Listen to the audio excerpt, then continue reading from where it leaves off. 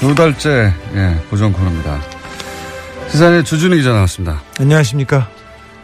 안원구 전 대구지방국세청장님 나오셨습니다. 예, 안녕하십니까. 네. 청장님은 일주일에 2번을 나오고 계세요. 최고의 고정입니다. 지금. 최다 출연 고정.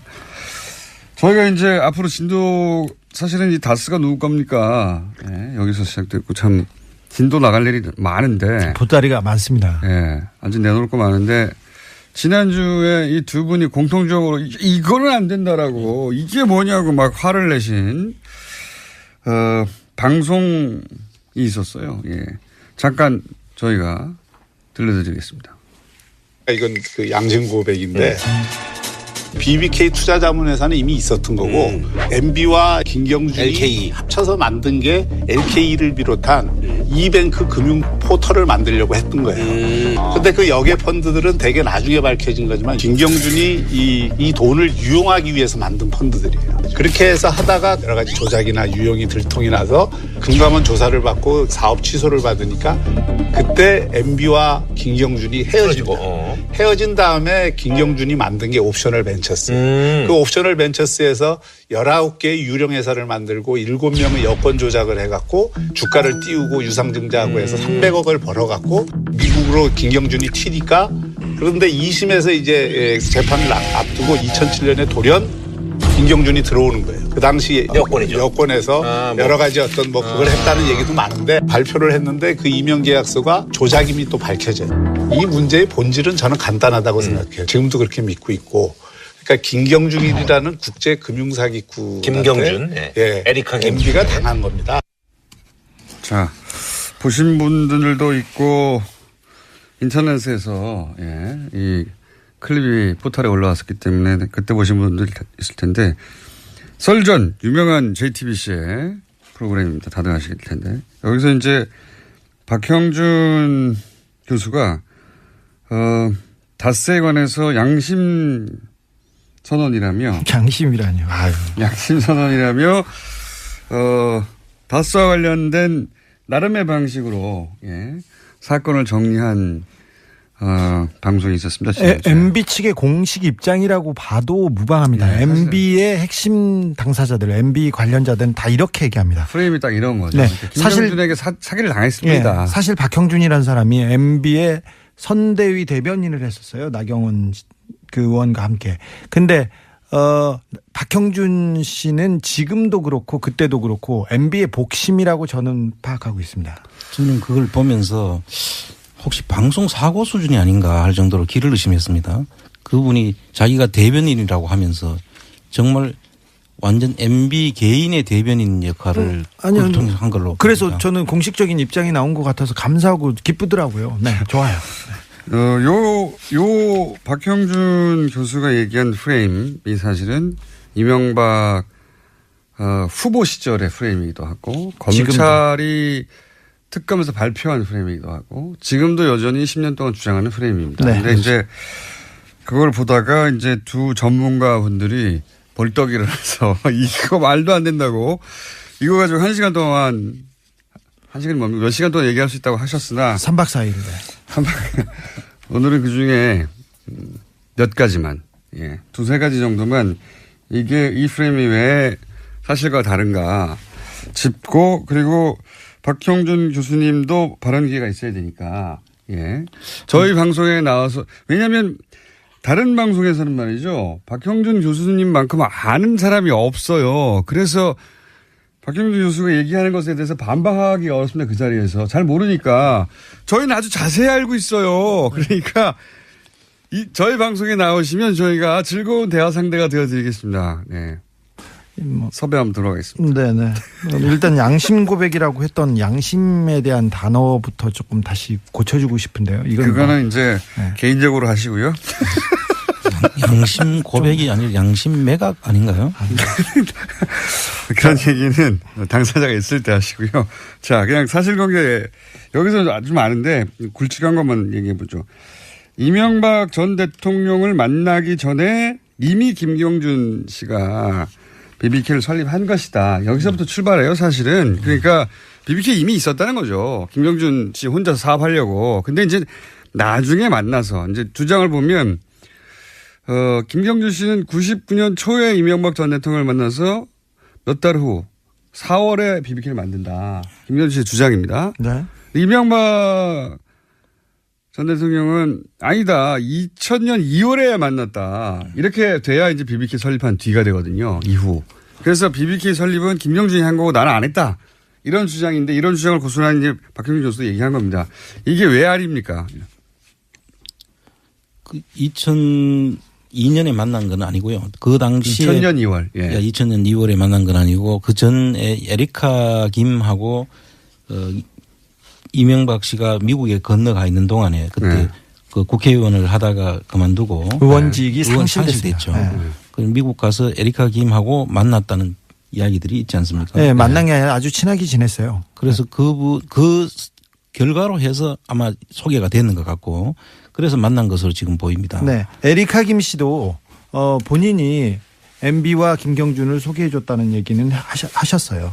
그런데 그 김경준 씨는 부인하고 있어요. 이 얘기만 나오면 아주 뭐 굉장히. 그건 뭐 이해갑니다. 가족끼리. 네, 그럴 수 있죠. 이 사건에 연루시키고 싶지 않은 동생의 마음이겠죠. 예. 자, 99년 4월에 BBK를 김경준이 설립했다고 얘기했습니다. 그리고 자기는 전혀 모른다고 얘기했는데 이명박 대통령은 모른다고 얘기했죠. 모른다고 했죠. 근데 이명박 대통령이 자기가 새로운 사업을 했다. 그리고 새로운 회사를 세웠다고 떠들고 다닌 게 바로 설립 직후부터 주변에 얘기하고 다녔어요. 그리고 명함과 그다음 동영상과 그게 99년 지나서 2000년에 다 집중되고 있는데. 근데 처음 만들 때 자본금이 5천만 원으로 시작을 했다고 하거든요. 5천만 원은 투자 회사가 허용이 안 되는 그런 기준입니다. 예, 그래서 그거를 삼성생명 빌딩에 그렇죠. 17층에 그 회사를 만드는데 5천만 원으로 사실 그 안에 임대료도 다 못 내는 상황이잖아요. 보증금도 안 됩니다. 중구에 있는 삼성생명 빌딩 17층에 거의 전축을 썼거든요.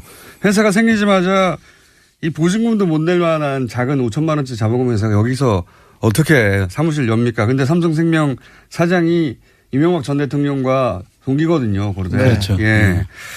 실제 그리고 삼성생명이 나중에 100억을 투자하죠. 그렇습니다. 예, 100억을 투자하고 이 얘기 하니까 이제 사실은 투자자들 소위 BBK의 투자자들이 다 김경준 씨는 알 수가 없는 사람들이에요. 네. 그렇습니다. 아니, 이명박 대통령 친구 그리고 동료 그리고 교회에서도 투자를 했어요. 진짜 웃긴 게 장신대 쪽에서 4억인가에 몇 억 투자했잖아요. 네네. 네. 근데 그 교회 소망교회. 이명박 장로였죠. 여기. 네. 그리고 하나은행에서도 투자할 때 이명박 씨의 친구죠. 그 회사이기 때문에 투자했다는 내부 문건이 있습니다. 그 안에. 네. 네. 그리고 나중에 그 BBK가 좀 잘못되자마자 BBK에 돈을 달라고 얘기하지 않고 김경준한테 돈 달라고 얘기하지 않고 다 이명박 대통령한테 돈 그렇죠. 달라고 하고 심택이. 고발하고 네. 그다음에 내용 증명 보냈죠. 심택이 나중에 돈을 돌려달라고 소송을 하면서 소송 대상을 이명박 씨와 그 김경준 씨 둘을 상대로 해서 소송을 합니다. 일단 MB 쪽에서 김경준이라는 국제 금융 사기꾼한테 사기를 당했다고 얘기를 하는데 근데 모든 다른 피해자들은 MB한테 사기를 당했어요. 이거는 어떻게 할 거예요? 당했다고 주장했죠. 그때 당시에. 예. 그리고 김경준 씨는 그 전에 국제 사기꾼이 아니었어요. 굉장히 잘 나가던 그냥 매니저였지. 네. 예. 그리고 그때 나이 34살이었습니다. 한국말도 잘 못하는. 보면은 심택 사장도 고려대 동문이었고요. 그렇습니다. 예. 그리고 삼성생명 사장도 고려대 동문이었고요. 하나은행 여기 돈을 넣은 당시 김승효 행장도 고대 동문이었죠. 네네. 예. 그 절친으로 알려졌습니다. 기본적으로 여기 그러니까 장신대 같은 경우는 이명박 장로가 이 재단의 후원자이자 재단의 감사였어요. 예. 그러니까 뜬금없이 장신대가 BBK 등장하는 겁니다. 본인이 직접 관련됐던 곳이니까요. 더더군다나 BBK에 투자한 사람들 이런 회사도 관련이 있지만 BBK 직원들도 모두 MB 쪽 사람들이었어요. 그렇죠. 특별히 장부를 담당하던 사람들. BBK 경리가 이명박 전 대통령이 경리였는데 어떻게 김경준 씨 겁니까 이게. 돈 관리를 했는데. 그리고 정관을 보면 정관에 그렇게 돼 있잖아요. 이명박 MB의 허락 없이는 아무것도 결정할 수 없다. 정관이 그렇게 돼 있어요. 근데 그거를 검찰에서는 김경준 씨가 조작했다고 했죠. 예. 자기 회사를 남한테 주는 조작도 합니까? 거꾸로 조작은 해도 남의 회사를 내 걸로 뺏는. 투자자들이 다 그 이명박 전 대통령과 동기거나 관계자들이나 자기가 관계한 곳들에서부터 돈을 받았어요. 다. 김경준 씨하고 연결된 데는 한 군데도 없습니다. 한 군데에도 없는 건 아닙니다. 처음에 30억인가요? 어디인가. 이뱅크라고 예. 그 돈이 30억 들어오는데 그것도 그분의 수사가 안 이루어졌더라고요. 수사 결과를 예. 보니까. 그런데 그분도 상당히 관련이 있기 때문에 나중에 그 매각하는 과정을 보면은 그분도 관련성이 충분히 보이는 대목이 있습니다. 그러니까요. 삼성생명도 당시 배정충 사장이 고려대 동문이었고 동문 아니면 본인이 관여한 곳 아니면 다스 이런 곳에서 다 돈이 들어오는데 김경준 씨가 저런 것도 있어요. 김경준 씨가 돈을 이제 다스로부터 받지 않습니까? 예. 근데 당시 사장이 LA에 법원에 가가지고 재판을 받을 때 법정 진술하는 것들이 남아 있어요. 국내가 아니라 거기서 그때 뭐 그런 질문들을 합니다. 당신이 김경준 씨가 판사가 묻는 거예요. 그 다스 사장한테 김경준 씨를 투자 이전에 만난 적이 있나? 없다. 예. 그 이후에도 만난 적이 없고요. 딱 30분 만났습니다. 그러니까요. 190억을 투자하는 회사의 사장한테 이 김경준 씨를 만난 적이 있냐 그러니까 없다.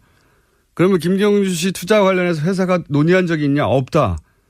그대로 남아 있어요. 심지어는 그 190억 중에 9억을 LKE를 만들 때 김경준 씨 유상증자 대금으로 쓰였다고 검찰에서 밝혀놨어요.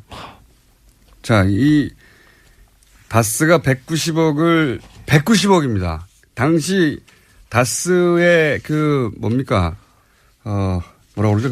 그 남아있는 순이익이나 뭐 영업이익보다도 훨씬 큰 그렇죠. 이익금보다도 훨씬 더 큰 금액을 지금 회사가 잘못하면 망할 수도 있는 그렇죠. 예, 그런 돈은 190억을 확 쏟아부으면서 그 사장은 그 투자 대상인 김경준 씨를 만난 적도 없고 회의를 한 적도 없는데 만난 지 30분 만에 190억을 투자를 해요. 말도 안 되지 않습니까? 그런데 여기에 대해서 이명박 전 대통령이 자, 그러면 회사가 그렇게 30분 만에 투자 결정을 했는데, 그럼 이상은, 그리고, 누굽니까? 이상은하고 김재정 씨. 그러니까, 최대 주주들이죠. 예. 그 두 사람이 물어봤느냐. 김경준 씨가 어떤 사람이냐고. 김경준 씨를 만난다고 하고 있었으니까요. 그렇죠. 물어봐야 될 거 아닙니까? 회사가 운명이 걸린 190억을 투자하는데, 이명박 전 대통령에게 김경준 어떤 사람이냐고 물어보니까 본인은 모른다고. 네. 가족들인데 자기하고 같이 사업하고 있는 김경준 씨에 대해서 이명박 전 대통령한테 안 물어봤다는 거예요. 자기는 모른다고 한 번도. 예. 그러니까 아무도 이 190억에 대한 투자가 어떻게 이루는지 모르는 거예요.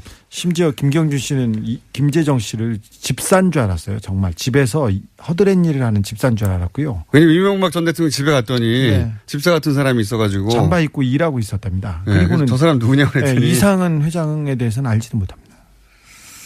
자, 190억을 투자한 다스의 사장은 김경준 씨를 그때 처음 받고 30분 만에 190억을 투자한 거예요. 예. 어떻게 이게 다스의 결정입니까? 자체적으로. 자, 이거 하나만 해도 할 말이 진짜 많은데. 이 10개인데 하나를 했어요. 이렇게 하면 어떻게 해? 방송을. 하나만 가지고 넘어가야 하는 것 같아요. 아니, 어떻게 해? 이제 다 끝났어. 아니 10분 남았는데 너무 많이 했네. 아니, 이제 박형준 교수님이 한 말이 너무 많아가지고 다 짚어야 되는데. 1번이에요. 지금 10번 중에 1번이에요, 지금. 그러니까 박형준 교수님이 한번 출연해 주십시오. 저희가 섭외 한번 들어갈 테니까요. 네. 이 시간에 같이 나와가지고 알고 계신 거 굉장히 자세히 알고 있더라고요. 예. 뭐, 여권을 7명 여권을 조작해가지고, 예. 외국인이 투자한 것처럼 만들었고, 이건 이제 정말 자세히 알지 못하면 모르는 내용들이거든요. 그렇습니다. 너무 자세히 알면서 알기 때문에 왜곡을 시킬 수 있었지 않나 싶습니다. 제 그러니까 생각에. 중요한 포인트들만 딱딱 정반대로 해석하는. 그렇습니다. 예, 저희하고는 정반대로 해석하는 그런 얘기들을 하던데, 너무 많네, 이거. 다 하려고 그러니까? 몇 개는 해야죠, 중요한 거. 근데 또 주진우 기자가 또 뭐 들고 왔다고 그래가지고요. 참. 이것도 해야 되고 또 네. 새로 진도도 나가야 되는데. 스위스 검찰이 다스에 강제 송금했다고 하는데 검찰은 그 강제 그거 하나만 송금할 할까요? 네, 능력이 없고요. 그런 권한이 없어요. 그 스위스 검찰에 그 소송을 한 거는 맞아요. 다스가. 그런데 이게 참 웃기는 표현 아닙니까? 스위스 검찰이 다스에 강제 송금을 한 것이다. 돈을 어쩔 수 없이 받았다는 거예요. 다스가. 주니까 강제로. 네. 이런 강제가 다 있나?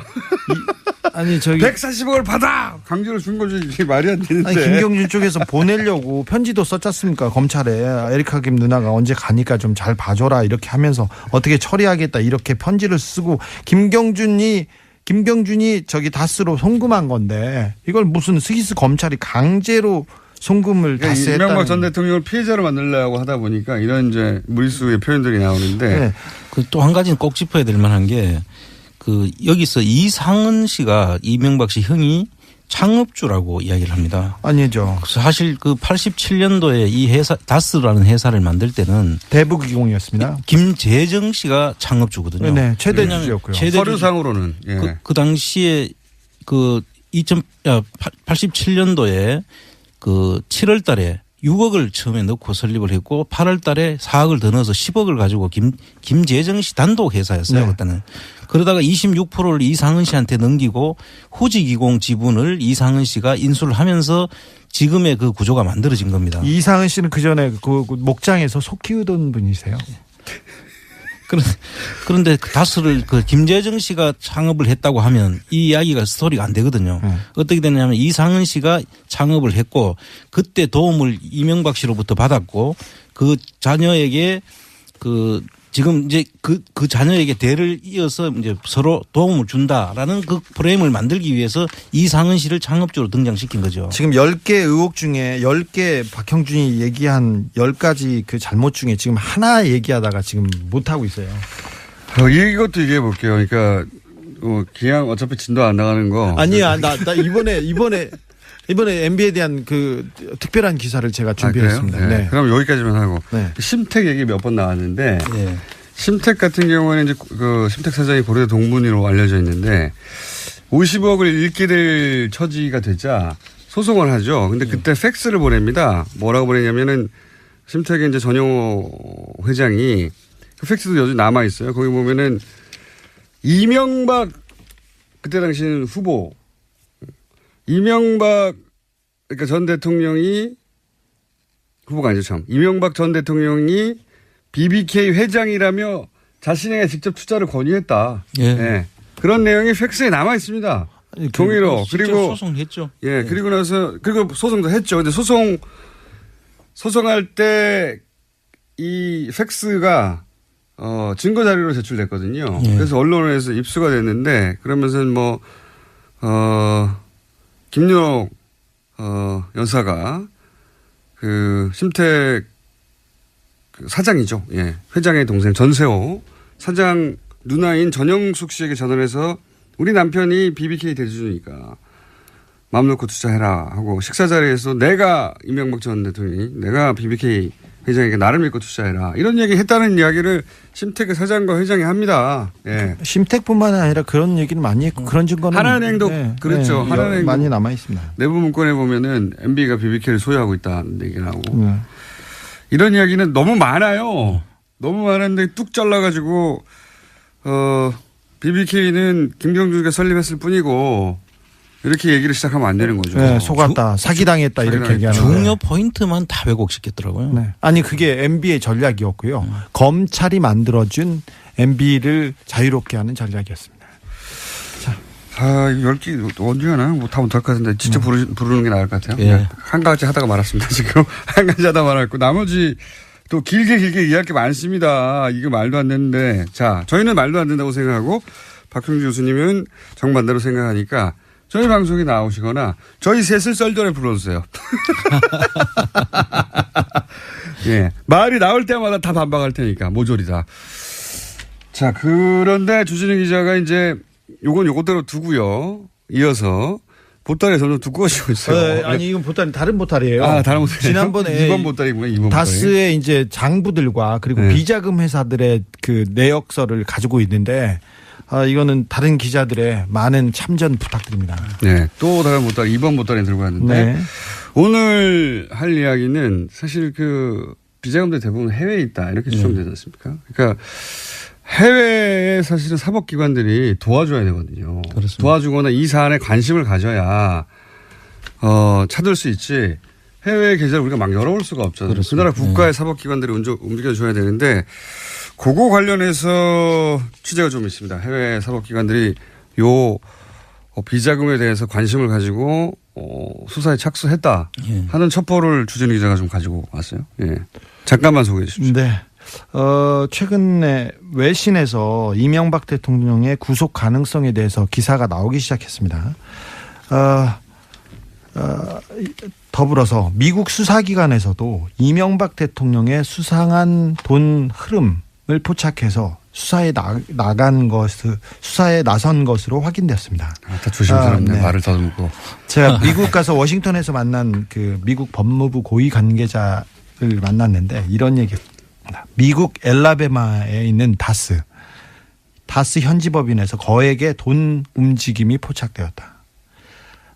이거는 미국 네. 사법기관의 이야기입니다. 네. 싱가포르의 한 계좌를 거쳐 중국으로 넘어가는 수상한 돈 거래가 있는데 이것도 저희들이 공식적으로 들여보고 있다. 이렇게 얘기했습니다. 이분은 공식적인 조사, 정식 수사라고 했습니다. 관계기관, 그러니까 국세청, 그다음에 법무부, FBI를 포함한 합동수사팀 회의라는 이런 얘기도 하셨어요.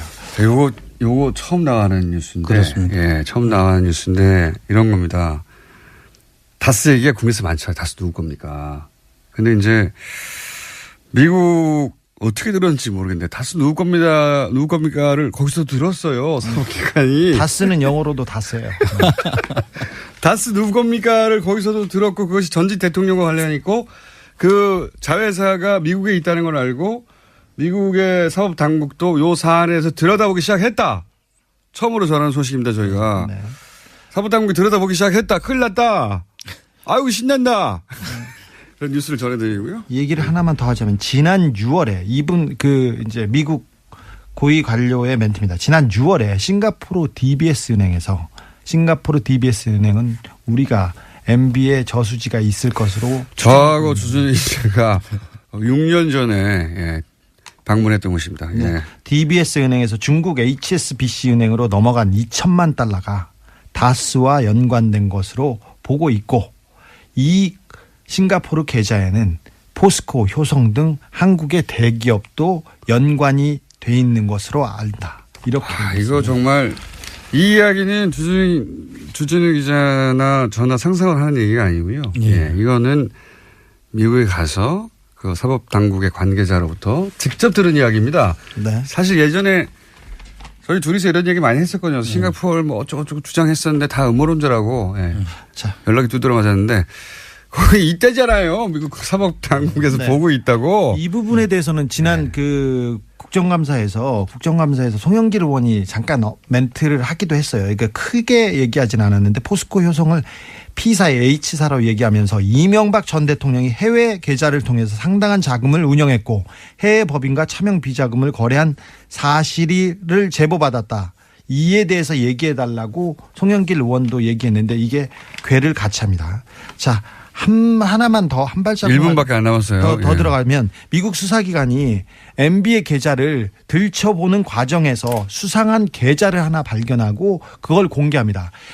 공개했다기보다는 입수한 거죠. 네, 일부를. 제가 입수했습니다. 네. 입수했는데 공개를 어디서 했어요? 여기 밖에 안 하는데. 이 계좌에 이 계좌는 이명박 대통령의 돈 거래와 관련된 계좌입니다. 계좌를 공개했는데 공개한 게 아니라 입수했다니까. 계좌의 명의는 홍석현 중앙일보. 여기서 좀 충격입니다. 예. 중앙일보 저도 JTBC 이야기 듣고 좀 충격받았는데. 예. 전 회장입니다. 그리고 홍콩 메릴린치 은행의 계좌번호 1370 거기까지만 하고. 땡땡땡땡. 그러니까 그리고 이게 뭐냐면 1373 땡땡땡땡. 미국 사법당국이 국내에서 다스 얘기가 나오니까 미국에 있는 계좌를 들여다보고 의심 계좌를 찾다 보니 홍석현 회장의 이름이 중간에 나왔다. 오늘 여기까지 하겠습니다. 우리나라 검찰의 분발이 기대됩니다. 주진우 아는고 두 분이었습니다. 말도 많고 탈도 많은 코너. 네. 그러나 절대 없어지지 않는 코너. 더불어민주당 안민석 의원 나오셨습니다. 네, 오산 비행장이 오산했다고 생각하면 오산입니다. 오산 주신 내리사선 안민석 의원입니다. 자유한국당의 김성태 의원 나오셨습니다. 안녕하십니까? 예, 안녕하세요. 김성태 의원입니다. 이번 국정감사에서 네이버는 우리 국민들에게 핫 이슈로 이렇게 떠올랐습니다. 갑자기 네이버를 또. 제가 이 이야기는 네. 이제 안민석 의원이 이 방송을 통해서 늘 뭐 엄청난 이슈를 이렇게 던지는 경우가 많았는데 네. 제가 하나 알려드리려고 하고 있습니다. 어떤 걸 알려주세요? 기대가 되는데요. 예. 성남시에 이재명 시장이 성남시장이 그러니까 이재명 시장이 구단주로 있는 성남에는 프로축구단 성남 FC가 있다는 거 알고 계시죠? 네. 문제는 이 성남 FC에 네이버가 저소득층 지원을 위한 시민 단체를 거쳐서 39억을 지원을 했어요. 이 시민 사회단체는 희망살림이라는 이런 애초에 본연의 네이버가 여권의 지자체장 그러니까 이 희망살림이라는 이 단체는 잘했네요. 저소득에 그러니까 성남 지역의 저소득층의 부채 탕감을 위해서 2012년도에 설립됐어요. 그런데 그러면 이 저소득층의 부채 탕감을 위해서 이렇게 뭐 해외 지원을 받는다든지 그러면 그렇게 용도가 쓰여져야 되는데 네이버로부터 이게 돈을 39억을 받아가지고 40억을 받아가지고 이 본업보다는 이 성남 FC 그러니까 스포츠단 광고비의 대부분 이 기금을 사용을 했어요. 이 성남 FC는 지난 3년간에도 이 시민사회단체를 포함해가지고 두산이라든지 농협, 차병은 이런 기업에서도 총 166억을 후원 수입을 올렸어요. 그런 측면에서 일각에서는 이게 대가성 논란이 이제 발생이 되고 있습니다. 제가 왜 이야기를 오늘 꺼냈는가 하면요. 네. 최순실 국정농단의 그 중심이 미르 K재단이라는 안민석 의원님 잘 아시죠? 그건 좀 너무 비약 아닙니까? 아닙니다. 제 이야기를. 이거는 성남판 미르 K 스포츠 대단입니다. 네? 좀 많이 하신 것 같은데. 아니, 왜냐면은. 그러면 아니, 여기서 최순실은 누굽니까? 이 사건에서. 그거야 뭐 누구보다 잘 아시는 김호준. 제가 이러면은 성남 FC의 구단주가 누굽니까? 이재명 시장이 지금 이재명 때리게 하시는 겁니까? 아니, 때린다기보다는 이번 국정감사에서 네이버가 2015년, 2016년에 시민사회단체 그런 그 시민사회단체인 희망살림에 법인 회비 명목으로 지원한 40억 중에 이거 진짜 서민들 영시한 그 사람들의 빚 탕감 운동을 하는 사업비를 이 사업비 명목으로 40억 중에서 네이버가 40억을 줬는데 그 중에서 39억을 이 프로축구 성남 FC 그거는 유니폼 알겠습니다. 로고 근데 왜 난데없이 저 말씀을 하시죠? 이런 엄청난 이 상황이 벌어졌는데도 불구하고 왜 민주당에서는 이와 관련한 제대로 된 진상규명과 그러니까 여기 입장이 나오지 않고 있습니까? 이재명 시장이 최순실이다 이거 아닙니까? 한마디로 하면. 그럼 이재명 시장을 저희 인터뷰 한번 해볼게요. 아니 그러면은 네. 성남시장이면은 이렇게 성남시에 있는 프로축구단 성남FC에 이렇게 순수하게 지원하는 그 지원은 별도로 받아야 되는 거지. 왜 희망살림이라는 이런 시민단체, 이 시민단체는 저소득층의 가계부채 탕감을 위해서 설립된 그런 본연의 임무가 있는데 돈은 일로 받아가지고 알겠습니다. 왜 불러주냐 말이에요. 이건 대단히 잘못된 이런 한마디로 일이 있는 것도 안민석 의원께서도 맨날 뭐 자유한국당 뭐 그리고 이명박 다스 뭐 이렇게 하고 뭐 이런 것만 하지 마시고 자체 내부도 좀 뒤다보세요 좀. 저는 이번 국정감사를 정점으로 정치인의 사명과 임무는 국민들을 잘 먹고 잘 살게 하기 위한 것이다. 그래서 정책과 비전 위주의 의정 활동으로 확 180도 전환을 했습니다. 저는 저런 이야기에 별 관심도 없어요. 더 이상. 네. 예. 이제는 뭐 최순실 자금 찾는 것도 안 하시는 겁니까? 그거는 좀 그것만 마무리. 빼고. 예, 그것만 빼고. 그거는 예, 그건 문제는 끝나지 않은 김어준 전쟁을 공장장이- 수행해야죠. 그거는 저희가 네이버가 이 40억을 성남시에 그러니까 희망 살림에 기부한 그 달에 네이버가 제2 사옥이 필요했어요. 근데 그 제2 사옥의 허가가 공교롭게 그달 납니다. 무슨 얘기인지 알겠습니다. 이 부분은 김성태 의원님이 뭐 문제 삼고 싶으신 부분은 네이버에서 성남시 쪽에다가 지원을 하고 성남시 쪽에서는 제2사옥에 대해서 허락을 하였다. 이런 얘기죠. 왜? 뭐 특혜 준 게 있어요? 의혹이죠. 의혹. 특혜 준 게 있어요? 아니 그 공교롭게 그렇게 맞아 떨어져요. 네.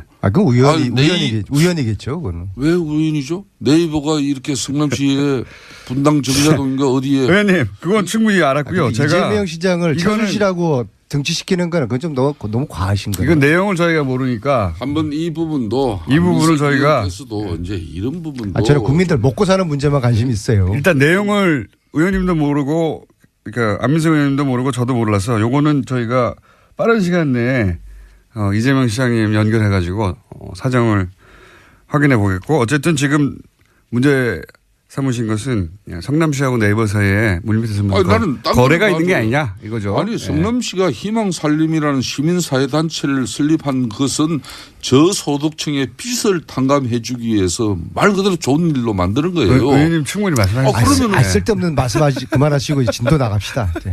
아니 의혹을 제기하셨기 때문에 그 부분에 대해서는 아는 사람이 답을 해요. 저희는 알지를 못하기 때문에 내용을. 저는 의혹도요. 제가 저런 건 좀 과거에 최순실 추적을 많이 했지 않습니까? 발로 뛰면서 최소한 저런 말씀하기 위해서는 내부자의 김아무개의 증언에 의하면 그런 거 정도는 이야기하셔야지 어디서 프린트해가지고 자료 찾아가지고 말씀하시면은 그 신뢰성이 없어요. 조선비지에 실린 거네요. 조선비지. 예. 이게 지금 현재 자유한국당 정치보복대책 특위에서 그 위원장이 김성태 의원님이시죠? 그렇습니다. 그 첫 번째 터트린 게 이재명 때리기 저겁니까? 이 이전에 훨씬 있어요. 더 있어요? 더 있는데 지금 현재 이재명 시장도 우리 국민들이나 경기도 성남 시민들이 생각할 때는 정말 좋은 일로 이런 희망살림이라는 시민사회단체 만들었으면 거기에 걸맞는 한마디로 단체로 운영이 되게 해야지 왜 이름은 돈은 그쪽으로 들어가게 해가지고 실질적으로 사용처는 10분 동안 그 얘기만 하셨는데 알아들었습니다. 성남 구단의 FC에 사용하면 이건 편법적인 상황이 아니에요. 이런 거는 자꾸 이러시면은 김성태 의원님이 일각에서 지금 떠도는 안민석 경기도지사 출마해서 관련해가지고 저를 좀 키워주려고 한다고 그렇게 오해를 받아요. 이제 그만하셔요. 내가 안민석이를 도와줄 일이 없어요. 내가 왜 도와줘요? 네? 아니 우리 당과 우리 정권을 그렇게 망친 당신에게 내가 왜 도와줍니까? 저는 최순실 재산 특별법 통과되기 전에는 저는 아무것도 안 합니다. 저는 당직도 안 맡을 거고요. 하라고 그래도 안 할 거예요. 그거 다 끝나도 당직 맡을 수 있으시겠어요? 아니 지금 왜 김어준 공장장이 이 문제가 이번 아니 최순실 재산 몰수 안 할 겁니까? 민주당이 얘기했어. 김성태 의원님. 알겠습니다. 제가 꼭 이재명 씨한테 물어보겠습니다. 공장장 최순실 재산 몰수 안 할 겁니까? 그렇게 하시니까 국민의당에서 고발하는 거 아닙니까 의원님을 국민의당 괴롭힌다고. 세 번째 고발당했는데요. 저는 이번엔 제가 왜 고발당하는지 모르겠어요. 아마 그분들도 저를 왜 고발했는지 이유를 모를 거예요. 안민석 의원님 제일 만만하니까 막 하는 겁니다. 아니, 그리고 제가 이런 거 하시기 어려운 거죠. 김성태 의원님이 안민석 때문에 정치 인생 망쳤다고 말씀 지난번 하셨잖아요. 저는 이렇게 보면은 뉴스공장 때문에 제 정치 인생이 굉장히 많이 꼬였어요. 꽃피웠죠. 고발도 많이 당하고 이번에 국민당이 고발한 이유는 전 제가 볼 때는 안철수의 복수라고 봅니다. 본인은 적폐청산은 정치 보복이라고 말씀하셨지만은 안민석에 대한 복수를 좀 중간에 왜 의원님한테 복수를 합니까? 이것도 뉴스공장 때문에 그런 거 아니에요. 박근혜 같은 혼밥 쪽일 수 있는 그런 의심을 제가 그런 말을 한 게 아니고 의원님이 그런 말을 하신 거 아닙니까? 그래서 국민당이 난리가 난 거 아닙니까? 그래서 그거 화날 수 있죠. 뉴스공장은 이런 겁니다. 안철수 지금 대표께서도 웬만한 정치적 그 공격이나 이런 거면은 조금 지나면 잊혀지는데 이런 사람 자신의 이미지에 관한 부분이에요. 안철수 그러면 혼밥하는 사람으로 알고 있고. 네?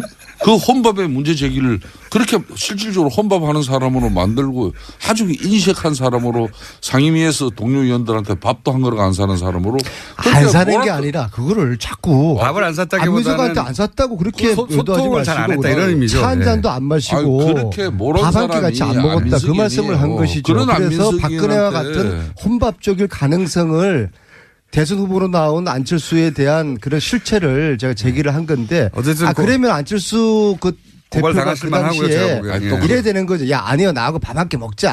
아유 뭐 그런 가지고 그러냐 이렇게 하는 게 정상인데 그걸 갖다가 방심위에 제소를 했잖아요. 한 번도 그래서 고발당하시겠네요. 뉴스공장이 김호준 공장장이 징계 먹었잖아요. 그러니까 처음 안철수 제가 한 말은 아니에요. 안철수 대표는 뉴스공장이 지난 징계를 2월 달에 먹었잖아요. 혼밥 문제를 갖다 안민석 의원이 제기하고 그 이후에 안철수 후보가 최순실 사태에 또 침묵했다는까지 그것도 이제 고발당했죠. 그 고소당해서 그게 이제 그건 무혐의 나오잖아요. 무혐의 나왔잖아요. 수원지검의 그러니까 판결문이 뭐냐면은 예.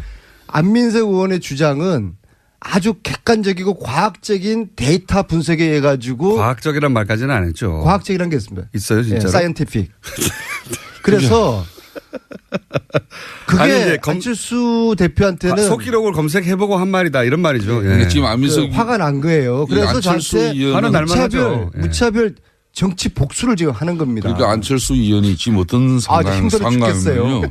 그 당시에 혼밥 뭐 그런 문제를 가지고 이렇게 살짝 던져놓은 돌 하나가 결과적으로 국민의당의 대선 플랜을 꼬이게 만드는 그런 파장을 일으켰어요. 그랬습니까? 결과는 또 지금 당내 분란에 항상 이게 소재로 또 등장합니다. 그러니까 어찌 보면은 더 큰 파장을 만드는 게 옛날 얘기 아닌가. 그만하시고 이제 최순실도 그렇고 김관진 남재준 안철수도 그렇고 내가 이 말씀합니다. 내가 누누이 말하지 않습니까? 안민석 의원 말에 휘둘리면은 정치 인생이 꼬이고 안민석 의원한테 놀아나면 패가 망친다. 저는 이제 국민 초병으로서 편한 얘기 좀 하세요, 국민 두 분 여러분 다. 이렇습니다라고 말씀하시는 거고요. 김관진 이번에도 공장 요 이야기 왜 내가 왜 고발당한지 국민들한테 알지 고발당했어. 그래서 왜 본인이 뭔가 잘못했으니까 유성혁과 안철수가 고발당한 저렇게 거지. 싸우는지를 말씀드려야 되는 거 아니겠어요? 제가 그랬어요. 그 제가 제출한 최순실재산 몰수법 여기에 이게 최순실의 저주입니다. 이 몰수법에 국민당 의원들이 반밖에 서명하지 않았다. 그래서 소극적이다라고 이야기를 하니까 작년 연말에 국민당은 당론 발의했는데 안민석 의원이 허위 사실을 방송에서 이야기했다 그랬던 거 아닙니까? 의원님 그래서 제가 억울한 거 알겠고요. 사과를 예. 했어요. 그럼 법정에서 해결하시고요. 국민당이 발의만 해놓고 아무것도 안 해서 나는 몰랐다. 아마 안민석 의원이- 공장장도 몰랐을 거예요. 그래서 내가 사과를 했어요. 페북에. 그런데 그 다음날 저를 검찰에 고발을 하더라고요. 자, 축하드리고요. 안민석 자, 예? 네이버가 그러니까 유성엽 의원이 야 이거 너무 옹졸하고 치사한 거 아니냐. 초딩같이 왜 이러냐. 좀 이야기합시다. 그래서 그랬더니 유성엽 안철수하고 지금 전쟁이 벌어지고 있는 겁니다. 말씀하세요. 안민석 의원님. 고발 당해보세요. 왜? 심정이 어떤지. 네이버 왜 네이버가 성남시 분당구 정자동에 처음부터 사실이 싶으면 제2 어떡합니까, 그거? 사옥을 이렇게 짓고자 했는데 그런 측면에서 왜 희망살림이라는 그런 알겠습니다. 시민단체를 통해서 알겠습니다. 네이버가 40억을 쏘아줄까? 똑같은 걸 또 읽으시면 어떻게 합니까? 세 번째. 그런 진실도 좀 밝혀보세요. 알겠습니다. 제가 꼭 이재명 이야기는 이제 그만하시고. 이재명 아니 안철수 대표님 얘기는 이재명 그만하시고요. 이제. 시장하고 동업자입니까? 좋아하죠. 이제 그만들 훌륭하죠 하시고요. 이재명 시장. 그럼 자신들이 이런 문제 있는 거는 말 안 하고. 제가 물어보고 제가 다음 주에 말씀드릴게요. 진도를 좀 나가주면 예. 두 분이 충분히 하셨어요. 자. 안철수 복수 긴장하십시오. 그만하시고 이제 김관진 전 국방장관 예. 일단 그부터 해야 되겠군요. 어쨌든 한미 정상회담이 있었지 않습니까? 한마디씩 총평 좀 해주시면요. 저는 이번에 트럼프 대통령 방안에 따라 가지고 특히 어제는 국회 연설이 있었습니다. 네. 그동안 뭐 트럼프 대통령이 입만 열면은 논란이 되지 않았습니까? 그래서 이번 국회 연설을 앞두고도 상당히 염려를 하는 의원들이 많았어요. 그런데 어제 트럼프 대통령이 취임한 이후에 뭐 지금 현재 자기네들도 그렇고 언론들도 최고의 연설을 하지 않았나 이렇게 평가가 이루어지고 있죠. 우선 메시지 자체가 그 어느 때보다도 정제되면서 힘이 있었습니다. 그러니까 막말이 전혀 여기는 섞이지 않았다는 것이죠. 특히 한국에 대한 애정, 그러니까 한국의 성장, 발전, 그리고 심지어 미국을 석권하고 있는 그런 여성 프로 골퍼들에 대한 칭찬에서부터 또 한국 작가들이 연간 4만 권에 이르는 책을 저술을 하고 있다는 그런 측면에 참 그런 이야기를 이렇게 곁들이면서 하는 걸 보고 많이 준비했구나. 반면에 북한에게는 한국이 이렇게 이룩한 기적에 빗대서 강력한 경고를 한 방 날렸습니다. 그런 측면에서 또 굳건한 한미 동맹을 재확인할 수 있었던 그런 자리이기 때문에 저는 큰 의미가 있었다고 봅니다. 제가 지난 6월에 공군 1호기 대통령 전용기를 타고 특별 수행원으로 미국 갔을 때만 하더라도 트럼프와 문재인 사이에는 묘한 의구심과 불신이 흘렀어요. 트럼프 쪽에서는 문재인 대통령을 향해서 혹시 공산주의자 아닌가, 커뮤니스트 아닌가라는 의심을 가지고 있었고. 공산주의까지 생각했지만 실제 그렇습니다. 그다음에 문재인 대통령 쪽에서는 트럼프 너무 통제가 안 되고 이 예측이 불가능하다 그랬는데 몇 달 사이에 이번 특히 방미를 통해서 방문을 통해서 두 정상의 이 신뢰가 굉장히 많이 돈독해졌다는 걸 느낄 수 있었고요. 만찬에는 초대 못 받으셨죠? 자, 두 번째요. 이번 만찬은 이번 이 방문은 한미 동맹 관계를 확실하게 보여주었다. 알겠습니다. 그래서 코리아 패싱 이런 이야기가 이제 사라졌다. 그래서 앞으로 우리 그 국회에서도 여야가 이제 정쟁 그만하고 초당적으로 이런 안보 문제 미국 가가지고 전술핵 배치해달라고 비굴하게 그런 사정하면 안 되죠. 안보 문제만큼은 한 목소리가 여야가 내야 되지 않겠습니까? 말씀은 왜 야당이 하면서 좀 분발하시고 좀 잘 하셔요. 안민석 의원님. 네. 참 여기서는 말이야 안보 문제만큼은 그렇게 초당적으로 협력하자고요. 제1당의 당대표의 방미 활동에 대해서 비열하게 이렇게 표현을 한다는 게 어떻게 그러니까 이 교통방송이 맨날 방송윤리심의위원회에서 제소가 당하는 거예요. 언제까지 안민석 의원은 맨날 고발이나 당하고 본인만 고발 당하면 되는데 이 방송까지도 고발이 당한단 말입니다. 그런 거 언제까지 그럴 거예요? 김성태 의원님은 다 좋은데 한 가지 도드라진 아주 단점 하나가 있어요. 이거 꼭 고쳐야 됩니다. 저만 보면은 목소리가 이렇게 높아집니까? 아니 나는 목소리도 높아질 일도 없고 앞으로 이제 그러면 굳건한 한미동맹은 민주당이 목소리 높였어요. 저희들은 목소리 죽일게요. 미국에 갈 일도 없지 그러면은. 그렇게 하시겠습니까? 네. 네. 초당적으로 협력하죠. 예. 김성태 안민서부터 안보 문제만큼은 그렇죠. 서로 협력하죠. 사드 유지하고. 네. 예? 지금 두 분이 당을 사드하고는 전혀 또 별개 말씀인데 왜 또 사드 유지하면서 북한의 핵미사일 제거하기까지는 사드가 필요 없는 제재 대한민국을 압박해야죠. 사드가 필요 없는 한반도를 만들어야죠.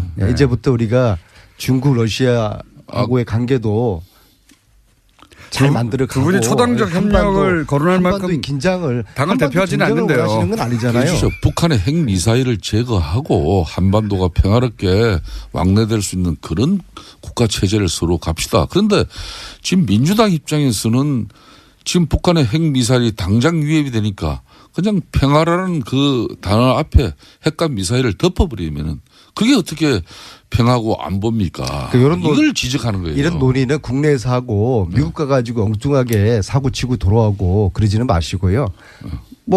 의견은 다를 수가 있잖아요. 국내에서 이야기하고 그다음에 좋은 의견 도출해가지고 안보 외교만큼은 우리 초당적으로 협력하자고요. 그러니까 지금 오늘 한반도 전쟁을 원하는 건 않잖아요. 지금도 안민석 의원님 북한의 핵 잠수함이 그리고 핵 항공모함이 세 척이 나와서 북한의 핵과 미사일을 제거하고 제재하는 압박의 수단으로 지금 동원되고 있습니다.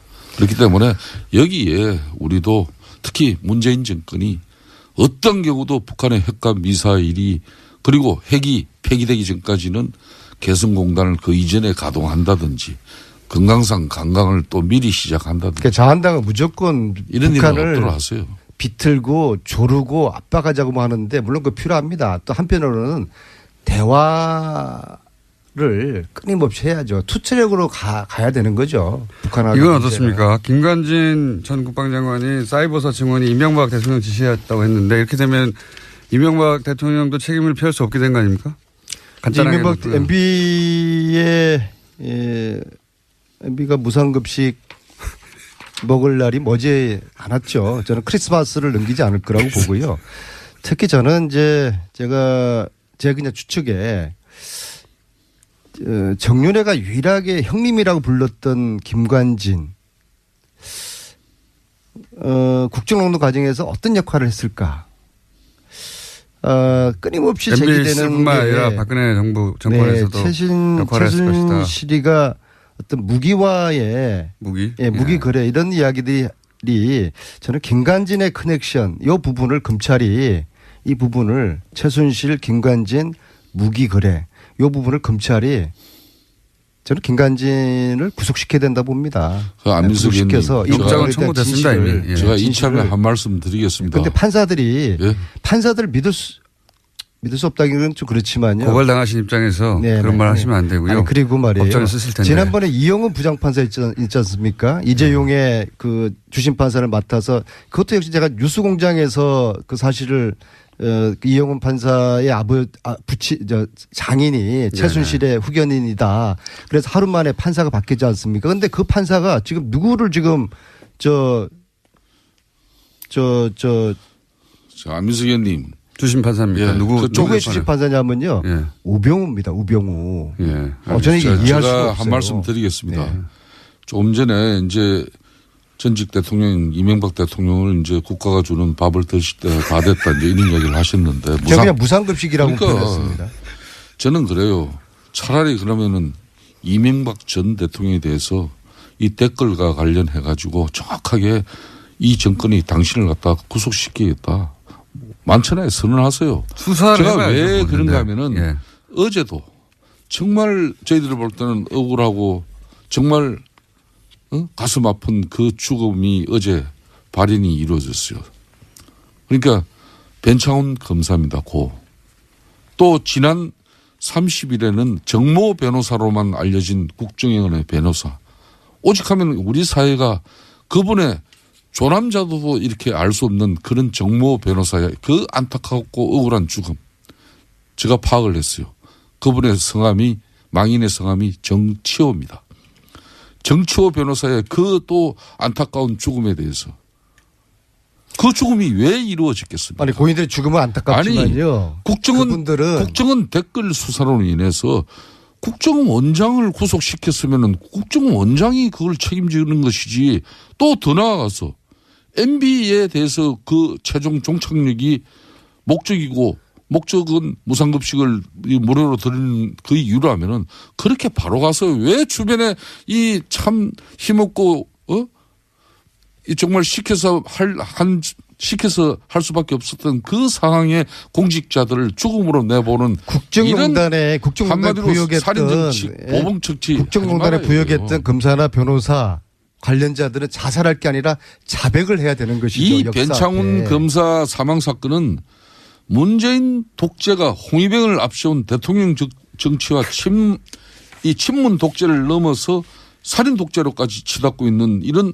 엄청난 사건이에요. 그렇기 때문에 저는 지금 이 순간부터 6개월 동안 이 정치 보복, 오로지 보복을 위한 정권으로 이렇게 국민들이 각인할 정도의 아니 국민들이 국정운영 국민들의 70, 80%라고 원하는 적폐청산 했다고 해서 독재라고 이게 독재입니까? 아니 적폐청산이라는 국민들이 원하는 걸 하면 독재. 아 좋아요. 적폐청산이라는 이름만 그렇게 내걸고 그 내용은 사실상 보복이고 또 정치 사찰이고 그러면 안 되잖아요. 저도 MB의 구속을 원하시는 거예요? 저는 MB의 구속을 원하는 차라리 MB로 가라 이거예요. 왜? 국민의당 유성엽 의원 나오셨습니다. 안녕하십니까? 안녕하세요. 예. 전화로 하려고 했는데 직접 나오셔가지고 예. 매우 감사합니다. 사실 뭐 당사자를 좀 보고 이야기를 해야 되는데 네. 좀 이렇게 또 당내 또 뭐 제 우물에 침 뱉기 격이 돼서 좀 거북살스러웠습니다만 또 이마저도 이렇게 보고 말씀을 나눠야 좀 정확할 것 같아서 그렇습니다. 예. 나왔습니다. 예. 이게 이제 애초에 시작이 어떻게 된 겁니까? 이게 사실은 저도 우리 그 내부망이죠. 우리 그 거기에 가입되어 있는 거기에다가 이제 어제 정읍에서 서울로 올라오면서 국민의당 의원들만 보는 내부 게시판 같은 거기 거. 위원장들까지 또 포함돼서 보는 방인데 예. 그것이 왜 외부로 이렇게 유출돼 가지고 그 오늘 아침에 제가 여기를 또 불려 나와야 되고 하는지 참 뭐 어떤 내용을 올리셨어요? 쉽게 말하면은 그동안의 그 당 일련의 운영하는 과정이 대단히 그 미숙하고 부족했다. 네. 안철수 특히 대표가 미수가 부족했다는 겁니다. 그렇습니다. 특종에서? 특히 그 독일에 가서 한 발언 같은 경우는 아주 잘못된 발언 아니냐. 이제 이런 것을 지적해서 안철수 대표가 좀 보다 더 좀 제대로 좀 상황을 인식하고 해서 좀 분발했으면 쓰겠다 해서 물론 뭐 중대한 결단을 내렸으면 좋겠다라고 했지만은 뭐 중대한 결단이라는 것이 통상적으로 받아들이는 뭐 그런 의미로 안정돼서 했던 것은 아닌데 거기에 좀 발끈하셨던 것 같습니다. 보니까. 다시 한번 말씀해 주십시오. 어떻게 했으면 쓰겠다고요? 저는 중대한 그 결단에 정확한 표현을 넣으면은 지금이라도 우리 당의 미래를 위해 중대한 결단이 필요합니다. 이렇게 마무리를 했는데요. 중대한 결단이 필요하다가 아니라 중대한 결단을 했으면 쓰겠다라고 하셔가지고 제가 그 말이 그 말인 거죠. 중대한 결단이 필요하다. 여기서 중대한 결단이라는 건 사퇴하라는 얘기 아닙니까? 저는 뭐 그 사퇴까지 염두에 두고 그런 말한 건 아니고 그건 진도가 좀 너무 많이 나간 이야기고. 그러면 그거 왜 중대한 결단은 뭡니까? 왜냐하면 지금까지 그 당에 이를테면은 이제 독일에서의 그 복수 발언. 적폐 청산이 복수라는 이런 표현. 이제 이런 표현이 이제 최종적으로 이제 조금의 문제였지만은 그 전에 뭐 지역위원장을 당헌이나 당규에 근거도 없이 일괄 사퇴하라든지 또 뭐 되지도 않을 바른정당과 통합 가지고 당의 분란을 일으켰잖아요. 지금 분열될 것이 뻔히 예상되는 가운데 실제 어제 그제 분열이 되지 않았습니까? 9명이 나갔는데 또 뭐 최근에 와서는 각 시도당의 사무처장을 중앙당에서 다 내려보내겠다. 또 뭐 이게 또 원칙도 없어요. 어디는 뭐 당무사무처장 어디는 뭐 정무사무처장으로 전북은 그렇게 하겠다라고 하는데 어디는 뭐 그냥 그대로 사무처장만 또 교체하는 이런 결과고. 그래서 이런저런 것을 보면은 좀 당이 너무 소통 없이 일방적으로 지금 운영되고 있는 것이 아니냐. 운영 방식이 문제가 많다. 거기에 대해서 좀 제대로 인식을 하고 좀 바로잡고 나가라 이런 의미죠. 바로잡고 나가라. 큰 결단은 그런 의미입니까? 그렇습니다. 그동안의 그 문제에 대해서 아마 본인은 이것이 뭘 잘못했는지를 잘 모르는 것 같아서 그걸 제대로 좀 인식을 하고 분명하게 바로잡자 이 의미가 이제 중대한 결단을 하라는 제 뜻이었습니다. 당초의 뜻이. 그 중대한 결단 단어가 이제 당대표직을 내려놓으라고 이해가 된 것 같은데. 그렇게 이해할 수밖에 없었을 거라고 저도 보는 것이 이제 보도된 그 쓰신 글을 보면 당대표 출마하는 것도 비정상이고 비정상으로 출마했는데 당선된 것도 당의 비정상이다. 이렇게 얘기했으니까 비정상적인 자격으로 출마해서 비정상적으로 당선됐으니 지금은 중대한 결단을 해서 당대표를 내려놓으시오. 이렇게 이해됐겠지 않습니까? 제가 이제 그 말씀은 그때 이제 전당대회 직후 안철수 대표께서 제 방에 와서 제가 그 이야기를 했죠. 본인한테. 출마한 것도 비정상이었고. 그때 이게 사석에서 나눈 얘기입니까? 이거? 그렇습니다. 비정상적인 출마를 통해서 당선된 것도 이 당이 비정상적이라는 거다. 그러니까 이 비정상적인 당을 정말 제대로 바로잡으려면은 엄청나게 어려운 일이다. 그렇기 때문에 정말 좀 잘해 주었으면 쓰겠다. 이제 이런 뜻으로 이야기를 드렸던 겁니다. 그때는 그렇게 말씀하신 거예요? 그럼요. 사석에서 했던 얘기를 연장선상에서 이제 이런 얘기를 하신 거네요, 말하자면. 그때 이제 전당대회 직후에 이제 제 방에 왔을 때 이제 그런 이야기를 제가 했는데 지금 비정상적인 상황이니 잘해달라라는 잘해달라. 이거 굉장히 어려운 일이다. 중요한 과제다. 뒷부분이 있군요. 그래서 여기서 중대한 결단이라는 것은 거기에 대한 인식을 다시 해달라는 이야기예요. 근데 지금 상황에서 안 대표가 지지율도 당 지지율이 올라가지도 않고 그런 상황에서 이제 이런 말을 하니까 당대표 그만두라는 얘기로 이해가 되는 거는 좀 자연스러운 것 같습니다. 실제 실제 뭐 거기까지 제가 뜻을 둔 것은 분명히 아닙니다만은 네, 이제는 뭐 그렇게 뭐 받아들이는 것도 또 뭐 그건 받아들이는 사람들의 판단이겠다 싶습니다. 예. 지금은요. 이제 이런 공방이 있고 나서 거꾸로 안 대표가 그러면 당신이 나가라. 당신이 나가라. 당시 제가 어제 아침에 그 올릴 때만 해도 뭐 사퇴 이런 의미로 제가 받아들였던 것은 염두에 두었던 것은 아닌데 사퇴하라고 한 것은 아닌데 거꾸로 되돌아온 건 당신이 나가시오. 저보다 당에 있기가 불편하면 나가라라는 이야기를 듣고 경악을 했습니다. 이게 개인 회사의 사장도 종업원 그렇게 내치는 거 아닙니다. 그것은. 그런데 이건 지금 안철수 사당이 아니고 안철수 공당 아닙니까? 그 국민의당이 안철수 사당이 아니고 공당 아닙니까? 예. 그 어떻게 공당의 대표가 그 소속 당원 더구나 현역 의원인 당원을 불편하면 나가라. 이렇게 말하는 것은 여전히 본인이 뭘 지금 잘못 인식하고 있고 어떻게 당을 잘못 이끌어 왔는지를 모르고 있는 거예요. 이 부분이. 그래서 참 저는 이것은 경악스러운 일이고 대단히 잘못된 일이다 이렇게 생각을 하는 겁니다. 거기에 그치지 않고 이제 방송에 나오셔서 이제 그 나가라고 하는 것에서 반론도 하셨으니까 안철수 대표도 당신이 먼저 나가라고 한 거 아니냐 나보고 그만두라고 한 거 아니냐 이렇게 말하지 않을까요? 글쎄 그 당대표가 그렇게 나오는 것은 바람직한 일은 아니고 어떻든 저는 이 국민의당을 좀 잘 살려서 제3당을 만들어준 국민들 여망을 실현해내자. 저는 예전부터 우리 국민의당이 의석수가 당초 당선 총선 때 38석 지금 뭐 우여곡절을 겪어서 현재 40석입니다마는 작지만 단단한 당으로 가야만이 국민의당이 우리 정치 발전을 위해서나 대한민국 발전을 위해서 역할을 할 수 있는 것이다. 이렇게 되기 때문에 보다 더 좀 자기 중심적으로만 이렇게 움직이지 말고 좀 소통을 제대로 해가면서 당의 뜻을 한 군데로 잘 모아서 요구받는 기대받는 그런 역할을 좀 해줬으면 좋겠다라는 소망을 갖고 있는 것입니다. 안 대표가 사실은 뭐 대표가 되고 나서 2달 이내에 당의 지지율이 올라가지 않으면 어렵다라는 얘기를 했었는데 뭐 그거야 뭐 누구나 뭐 출마할 때는 뭐 내가 되어서 뭐 당 지지율 올리고 살리겠다라고 하는데 저는 지지율 뭐 그대로 뭐 떨어지거나 답보했다라고 그래서 그 물러나라는 거 아닙니다. 당대표 하나한테만 달려 있는 건 아니거든요. 그렇죠. 그 책임은 당대표 당에 대한 지지율이 있는 건 아니죠. 그렇기 때문인데 그러니까 그거하고는 상관없다는 얘기죠. 예, 저는 어제 그 회신 내용 중에서도 분명히 독일에서 서로들 때려잡느라고 뭐 정신들이 없다.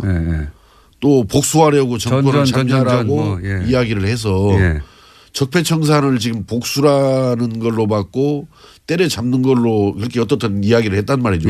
물론 취지야 미래를 위해서 뭐 기술혁명을 열심히 해나가야지 그렇게 싸워서 되겠냐라는 뜻이었겠지만은 그러면은 그걸 해명을 제대로 해야지 정치 기술로서의 적폐청산을 반대했던 것이지 적폐청산 자체를 반대한 건 아니다라고 이렇게 이야기를 한단 말이에요. 이건 우리 국민들 보고 또는 우리 당원들 보고 너희들이 좀 잘 알아서 나를 그렇게 이해해 줘야지. 차라리 좀 거기 가서 미래를 강조하다 보니까 기술혁명을 강조하다 보니까 좀 말이 잘 못 나갔다. 좀 오해가 들 수 있게끔 나간 점에 대해서 내가 분명히 사과하고 바로잡겠다. 이게 당당하고 떳떳한 태도지 적폐청산을 정치 기술로서의 적폐청산을 반대했던 것이다. 이렇게 변명하고 나오는 것은 저는 솔직하지 못한 태도고 바람직하지 못한 태도라고 생각합니다. 안철수 대표는 지금 그러면 당대표로서 국민의당을 이끌 만한 역량이 안 됩니까? 저는 자격이 아직은 부족하다고 생각합니다. 관두란 얘기잖아요. 본인이 더 분발해야죠. 그러니까 더 분발해야 되죠. 특히 뭐가 부족합니까? 무엇보다도 좀 사람들과 충분히 소통하면서 결정을 해야 되잖아요. 예를 들어서 지역위원장 일괄 사퇴라느니 당헌 당규에도 근거가 없는 부분을 하려면은 적어도 의총 속에서라도 아니면은 뭐 뭔가 최고회의를 열어서라도가 뭔가 충분히 논의를 해서 결정을 하고 이렇게 합의에 기초해서 추진을 해본다라든지 또 바른정당과 통합 문제 얼마나 중요한 문제입니까 이 문제가. 그 말씀을 하셨고 그러면 그래서 지금 그렇게 생각하는 의원들이 당내에 많습니까? 뭐 저는 뭐 일일이 지금 아직까지 국정감사하느라고 대화를 해보지 않았습니다만은 뭐 저는 평소에 상식적인 선에서 항상 생각을 한다라고 생각을 하기 때문에 아마 저와 같은 생각을 하는 의원들도 다수지 않겠는가 이렇게 생각을 하는데 아직 세보지를 않아서 모르겠습니다. 그 문제는. 세보시면 꼭 저희한테 알려주시고요. 참 걱정입니다. 근데 이제 이렇게 안철수 대표와 생각이 같은 분들도 당내에 있겠지만 생각이 이렇게 완전히 다른 분들 당내에 그런 뭐 여러 가지 노선이 있는 거는 상관이 없는데 이건 노선의 문제가 아니라 당신 자격이 안 되라고 하는 거는 좀 다르지 않습니까? 예. 우린 일로 와야 돼 혹은 절로 가야 돼 뭐 이념적 노선이 다르거나 하는 건 모르겠는데 이렇게 역량 자체가 안 된다라고 하는 건 좀 다른 이야기인 것 같은데 그렇게 생각하는 분들이 당내에 많으면 당대표와 같이 하기 어려울 수도 있지 않습니까? 이제 어제 우리 그 안철수 대표께서 이런 말씀을 했어요. 뭐 그 본인을 공격하는 사람들 중에서는 비정상의 언급들 속에서는 늘 전가의 보도처럼 호남민심이 동원된다라고 그랬는데 저는 뭐 어제 제가 올린 글에 호남민심이란 말을 언급한 바는 없습니다만은 저는 이렇게 호남민심을 지금 안철수 대표가 이렇게 걸어놓는 의미는 이건 지금 부정적인 의미로 지금 이렇게 이야기를 하는 건데 호남이라는 것은 여든 야든 대한민국은 어떻든 지역구도 정치 속에서 영남 패권주의의 피해자들입니다. 호남은. 네, 상당 기간 그랬죠. 피해자들이죠. 사실은. 네. 소외받고 차별받고 하는 것이 호남이 피해자들인데 지난 총선에서 38석이라는 의석을 만들어준 데가 저는 호남이라고 생각합니다. 예. 그렇죠. 그러니까 그건 사실입니다. 호남에 대해서 고마워하지는 못할망정 자꾸 왜 호남을 부담스러워하고 호남을 폄하하냐 이게요. 38석 된 것까지는 좋은데 이제 호남의 지역 정당이라고 하는 것 자신의 발목을 잡는다 이렇게 생각하는 거겠죠. 그건 배은망덕한 태도라고 생각을 해요. 호남을 단단하게 자기 지지로 끌고 가면서 더 외연을 확장해 가야지 그 불쌍한 어찌 보면 호남 아닙니까 사실은. 영남 패권주의에서 지금까지 차별을 받고 소외받은 그러니까 이 호남에 대한 인식도 저는 생각을 좀 바꿔줘야지. 알겠습니다. 의원님 오늘은 하실 말씀을 하신 것 같은데 사실은 안철수 대표가 같이 나와서 여기에 대해서 해명하거나 했으면 좋겠지만 안철수 대표는 저희 방송에 안 나오시는지라. 그러니까 이제 본인 당사자와 더 대화를 해야 될 일입니다. 예. 자, 요 사안은요. 그 진행은 알겠습니다. 그리고 안철수 대표가 아마도 의원님께서 나가라는 건 아니었지만 예, 이렇게 나오는 이상 자격이 확실히 없다라고 이제 발언을 하셨으니까 또 답이 있겠죠 아마도. 이제 뭐 오늘 들어오신다라고 하니까 뭐 당내에서 충분한 아마 논의들이 있어야죠 당연히. 답이 있으면 다시 한번 저희가 예. 그 답에 대한 답을 의원님한테 제가 직접 들어보겠습니다. 그리고 이번 기회에 좀 알아봐 주십시오. 의원님과 비슷한 생각을 가지신 국민당 내 숫자가 얼마나 되는지. 뭐 이제 논의들 해가다 보면 뭐 정확하게 파악이 되겠지만은 사실은 TBS에서 정치 이야기 하지 말자라고 제가 지난번에 이야기 듣다가 나와서 본의원이 정치 이야기 하게 됐습니다. 지금. 급할 때는 다 저희를 찾습니다. 예. 자, 오늘 여기까지 하고 꼭 조만간은 다시 한번 요 사안이 그냥 끝날 것 같지는 않거든요. 그렇죠? 예. 잘 마무리돼서 우리 국민의당이 제대로 살아나기를 여기서 잘 마무리는 있습니다. 안철수 대표의 퇴진입니까? 꼭 뭐 저는 퇴진을 뭐 거듭해서 말씀드리지만 퇴진을 말하는 것은 아니고 정말 제대로 인식을 하고 제대로 인식을 못하면 퇴진해야 되는 거죠. 제대로 역할을 해야 된다. 그러니까 제대로 인식을 못하면 퇴진해야 되는 거죠. 뭐 너무 자꾸 진도를 많이 나가지 말자고요. 진도를 많이 나가지 말고. 여기까지 하겠습니다. 예. 지금까지 국민의당 유승엽 의원이었습니다. 감사합니다. 예, 감사합니다. 국민의당의 하태경 최고위원 나오셨습니다. 안녕하십니까? 네, 안녕하세요. 하태경입니다. 네, 요즘 핫해요. 당 자체가. 그래서 제가 오늘 폭탄선 하나 하려고요. 어떤 폭탄선이에요? 오늘 마지막 고별 방송을 해야 되겠습니다. 유승엽 의원이 오늘 국민의당에 나오셨는데, 예, 국감장에서 왜 TBS에서 정치 얘기하냐고. 안 된다고. 일주일 정도 지났나요? 한 2주 정도 됐네. 2주 정도 지나가서 본인이 나와서 정치 얘기하셨어요. 예. 근데 아무튼 제가 뭐 교섭단체 지금 깨진 것에 대한 제가 책임이 있고. 본인이 무슨 책임이 있습니까? 어쨌든 뭐 지도부 일원으로서 예. 아무튼 무거운 책임을 느끼고 있고 그리고 이 프로의 어떤 하태하태 유쾌함을 예. 계속 유지하는 것이 마음의 큰 부담입니다. 네. 우리 시청자분들 저 많이 미워하시다가 요즘 좀 많이 사랑해 주시는데 그럼 이번 주는 더 이상 하태경 방송이 이거 하나밖에 없다는 거죠? 예. 자, 그런 심정이시라고 합니다. 예, 이제 방송을 하는 게 맞는가 이런 생각을 하시고 아마 이 방송 그래도 오늘 할 이야기는 다 하고 가겠습니다. 네, 그 기분 충분히 했고 다음 주 다시 나오실 겁니다 아마. 자, 웃는 건 제가 하고 그러면 할 말이 많으실 것 같은데 9명이면 예상했던 숫자보다는 좀 많습니다. 그죠? 저는 한 7명 정도로 막을 수 있지 않을까 생각했는데 막판에 한 2분 더. 막판에 2분 합류하신 분은 누군가요? 뭐 저희들이랑 인간적으로 좀 친한 분들이 있습니다. 그동안 이야기를 잘 나누고 허심탄회 이야기 굉장히 정말 형제같이 같은 정치인이라고. 설마 이렇게까지 얘기하고 가겠는가 하는 분들. 예. 그러니까 정치가 인간에 보다 더 우위에 있다. 근데 그건 또 사실 뭐 맞는 이야기긴 하죠. 공적인 게 사적인 것보다 우위에 있어야 되는데 이게 공적인 거라기보다는 이번에 보니까 아무튼 보수가 마음은 갈대고 몸은 철새다. 마음은 갈대고 몸은 철새다. 예.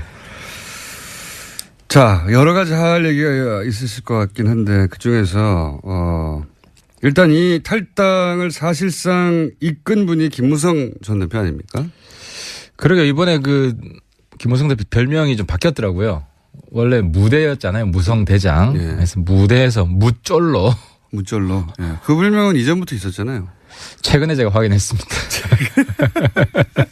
김무성 전 대표는 다른 사람 몰라도 뭐 여러 가지 명분을 내세웠습니다. 뭐 문재인 정부가 너무 잘못하기 때문에 막아야 되고 등등등등. 근데 김무성 대표는 보도되기로는 그리고 저도 그냥 그 정도로 알고 있는데 보도된 대로 유승민 의원이 새누리당을 탈당을 마지막까지 하지 않고 본인은 여기 남아서 역을 바꿔보겠다라고 하던 분을 사실은 최종적으로 끌고 나온 분 아닙니까? 실제로 당시에 이제 친박들을 향해 역사의 간신들이라고 정말 직설적으로 비난을 했죠. 예. 그리고 근데 이제 최근엔 또 뭐 서로 바퀴벌레라고 막 욕하고 있고. 근데 이제 본인이 이 간신배들한테 굴욕을 한 거죠. 대굴욕을 하신 거고. 근데 아무튼 본인은 굉장히 현실적인 합리주의자라고 생각하고 있기 때문에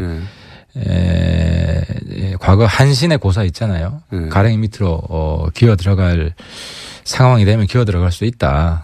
이런 판단을 하신 것 같아요. 그래서 아마 김무성 대표는 들어가더라도 뭐 친박 청산 이런 게 아니라 친박들하고 대타협하는 거죠. 사실 이제 거의 묵계를 이미 하고 왜냐하면 뭐 들어가서도 친박 청산 내가 앞장서겠다 하면 그 안에 있는 친박들이 김무성 들어오지만 할 거 아니에요. 근데 지금 뭐 친박들 그 대표 되시는 분은 아무 말도 안 하잖아요. 김무성 대표 들어오는 것에 대해서 그 밑에 이제 조금 이제 쫄병급 되는 분이 뭐 이제 뭐라고 사과해야 된다. 이런 제스처에 불과하다는 거죠. 그렇죠. 예. 그러니까 그건 그건데 제 말은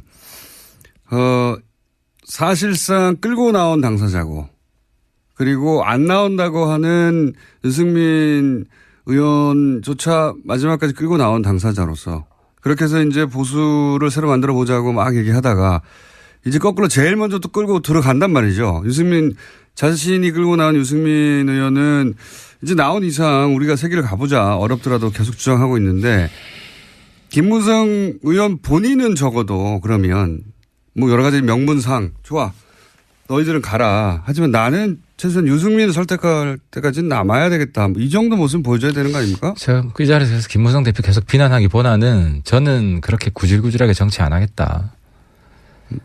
구질구질 하다는 거죠? 야, 제목 나왔는데 김무성 구질구질. 안 웃는다면서 웃고 계십니까? 슬프시다면서? 예. 아니, 그 배신감도 있는 거죠. 그런 종류의. 아니, 어려운 일 같이 하자고 하다가 혼자 가버리면 어떡하나. 근데 김무성 대표 정치 스타일이 보면 이 48시간 뭐 그 유명한 법칙도 있고 네. 상황 합리론자입니다. 상황이 변하면 언제든지 말을 갈아탈 수 있는. 네. 그건 뭐 입증됐어요, 사실. 그렇죠. 이번에. 아주 놀랍게 네. 변신하는 모습을 보여왔기 때문에. 근데 이제 문제는 그 변하는 주기가 속도가 너무 빨라진다는 거죠. 그래서 김무성 대표는 사실 본인이 이제 정계 은퇴한다고 그 대선 당시에. 그랬죠. 예, 국회의원 출마도 안 한다고 그랬어요. 여기서 끝이라고. 예. 근데 아마 그 부분도 다 지금 이제 뒤집지 않을까. 그래서 김무성 대표는 이제 홍준표 대표 이후에 한국당에 이제 당권 공백이 생긴다. 자기가 차지하겠다. 뭐 이런 야심을 가지고 들어갔습니다. 그런 야심이 있다는 것은 어떤 식으로 확인하셨어요? 아니면 들어갈 리가 없죠. 자기가 뭐 거기 가서 뒤에 뭐 쫄병하려고 들어가는 건 아니고 대표를 또 하고 싶은 거죠. 아니면 본인이 그렇게 안 들어갈 겁니다. 근데 직접 대표도 뭐 최소한 뒤에서 이렇게 힘을 가지고 조종하는 배우가 될 수 있던. 그러니까 마지막 한번 흔들어 보고 싶다. 나름 그런 욕망을 가지고 있는 겁니다. 근데 이제 문제는 본인의 시대가 끝났다 하는 것을 국민들은 다 아는데 본인은 모르는 것 같습니다. 물론 뭐 본인이 다시 그 국민들의 마음을 바꿔낼 수 있을지 정치는 가능성의 영역이기 때문에 봐야 되겠지만 갈수록 추해지는 것 같습니다. 추해진다. 무쫄 구질구질 추해진다. 제목 많이 나왔고요. 이거는 어떻습니까? 사실 지난번 탈당 13명 예. 탈당 때는 진보 보수 가릴 거 없이 비난 여론이 굉장히 높았어요. 예. 그리고 언론들도 그렇게 바라봤습니다. 보수 진보 언론 양쪽 모두 다 뜬금없이 갑자기 이게 무슨 짓이냐. 명분도 안 내고. 근데 이번에는 이제 그때보다 명분이 더 뭐 나아진 건 하나도 없어요. 사실은. 박근혜 전 대통령 출당 가지고 이제 이것이 뭐 대단한 일인 것처럼 해서 가긴 했는데 근데 그 전에 이 소위 탈당파들이 요구했던 것에서는 턱없이 부족하잖아요. 예. 박근혜 전 대통령 출당 하나 가지고 될 리가 없다라고 말하던 분들인데 그렇게 가면 사실은 언론이 딱 짚어서 이거 명분이 안 되고 지난번 말과 다르지 않냐라고 지적해 줘야 되는데 보수 언론은 지금은 명분이 되는 것처럼 만들어주고 있거든요. 그것도 사실 그래서 맞습니다. 과거에도 대통령 탈당 사례가 여럿 있었죠. 예, 뭐 많습니다. OS나 DJ 같은 경우도 탈당을 했고. 정권 말 되면 이제 나가라 하니까. 그렇죠. 이걸 이번에는 완전 뒷북이잖아요. 예. 이미 했어야 되는 탈당인데 이제서야 했고. 작년에 했어야 되는 거죠. 그렇죠. 한다면. 예, 이미 근데 이제 문제는 뭐 그걸 뭐 탈당 시켰다고 해서 비난할 건 아니지만 그것이 뭐 의미가 없는 것인데도 의미 부여를 하는 데 있어서 뭐 보수 언론이 그나마 도와주고 있는 부분이 있고 그리고 이번에 탈당하시는 분들도 적어도 서최는 출당을 시켜야 된다. 그렇게 주장하던 분들이죠. 했었죠. 거기서 이제 본인들도 많이 후퇴를 한 거죠. 그래서 모양이 많이 좀 깎이는 지금 그런 방식의 이제 탈당입니다. 그런데 뭐 실제로 국민들은 많이 알고 있죠. 그래서 요즘은 민심은 댓글을 보면 안다. 댓글을 뭐 보면은 뭐 칭찬하는 댓글이 없죠. 칭찬할 거리도 없고 명분도 안 되는 것이고요. 전직 대통령들 뭐 김영삼, 김대중 노무현 전 대통령들 정권 말 되면 정권의 인기가 떨어지니까 당이 부담이 돼서 탈당하라고 요구하고 실제로 다들 탈당했죠. 현직일 때 살아있는 현직 대통령 뭐 말기를 하더라도 현직 대통령일 때 탈당해도 아무 일도 안 일어나잖아요. 아무 일도 안 일어나는데 지금은 뭐 탄핵되고 수감된 전직 대통령이 탈당하는 게 뭐고 대단한 거라고 이렇게. 근데 이제 중요한 거는 서청원 최경환 출당은 포기했다는 거죠. 사실상 포기했어요. 실제로 서청원 대표가 뭐 녹취록 깐다 그러니까 확 쫄아가지고 이제 홍준표 대표가 그럼 출당 문제는 정우택 대표가 알아서 하세요. 그건 원내 의총을 해야 되니까. 한번 뺀 거죠. 예, 근데 정우택 대표가 뭐라 그랬냐면 바른정당 사람들 받기 위해서 우리 당 사람들 내쫓는 건 못한다. 끝난 거예요. 이미 공식 선언했어요. 그러니까 홍준표 대표가 정우택 대표한테 하세요라고 말하기 전에 이미 이야기를 했는데 다시 정우택 대표한테 맡긴 걸 보면 이미 끝난 거고, 그러니까 이제 서청원 대표가 역공을 홍준표 출당시키겠다. 뭐 이렇게 역공을 자신을 좀 얻은 거죠. 그렇죠. 그러니까 그러니까 탈당해가지고 바른정당 9명이 들어간 것과는 별개로 홍준표 대표 체제가 안정적으로 갈 수 있느냐의 문제도 또 남아있는데. 남아있습니다. 그건 제가 볼 때는 안철수 대표가 지금 해야 될 일이 이용주 의원이 그랬잖아요. 자료를 홍준표 대표에 대한 객관적 자료를 우리 당이 가지고 있다. 저는 본인은 안 가지고 있고 당에 누군가가 가지고 있다. 이렇게 이해를 했는데. 그걸 뭐 봤다는 식으로 이제 뭐. 그죠. 그럼 당 대표잖아요. 당 안에 있다는 거 아닙니까? 그럼 당 대표가 그러니까 이번에 안철수 대표가 국민의당 대표가 맞는지 아닌지 확인할 수 있는 거예요. 그걸 공개하느냐 아니냐. 당에 있는 거니까 당에 있으면 안철수 대표가 공개하시라. 그러면은 지금 소위 말하는 정치권의 적폐, 현실 살아있는 적폐, 홍준표 대표 날릴 수 있죠. 홍준표 대표가 살아있는 적폐로 이제. 이제 뭐 끝장이야 끝장.